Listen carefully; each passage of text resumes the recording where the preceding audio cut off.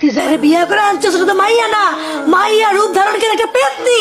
আপনার মাথাটা তো ঠিক আছে, আমার তো মনে হয় পাগল হয়ে গেছে। হইলেও হইতে পারে, সারাদিন যেরকম আচরণ করে। লা ইলাহা ইল্লাল্লাহ মুহাম্মাদুর রাসূলুল্লাহ।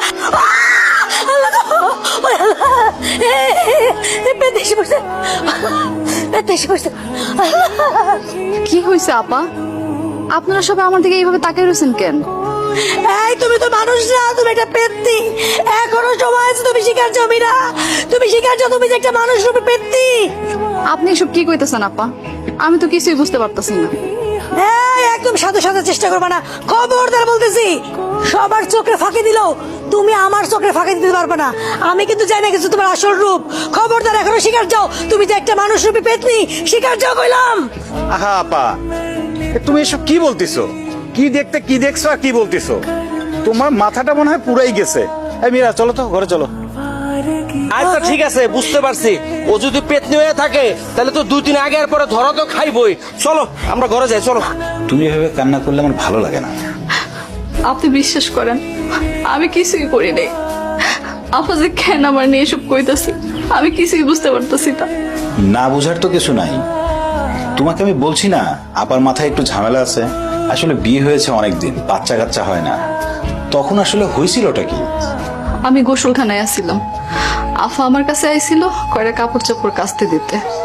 আমি ঠিকঠাক মতো শুনি নাই, উনি নিজেই দরজা ধাক্কা দিয়ে খুলে ফেললো। অতঃপর অতঃপর? অতঃপর কি? তারপর নিজেই বিকট একখান আওয়াজ করে এমন জোরে চিল্লানি দিয়ে দৌড় দিল, আমি তো কিছুই বুঝতে পারলাম না। আপনি বিশ্বাস করেন, আমি ভূত পেতনি কিছুই না, আমি জলজন্ত একখান মানুষ।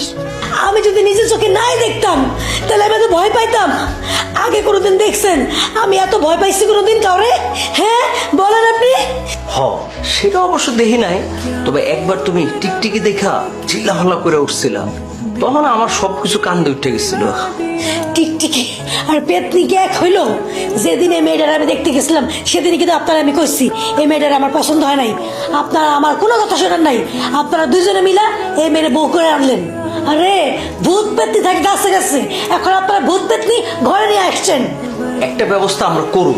ও বাবা রে, আমারে বাঁচাও, আমি মরে গেলাম। কাজল, আমারে বাঁচাও।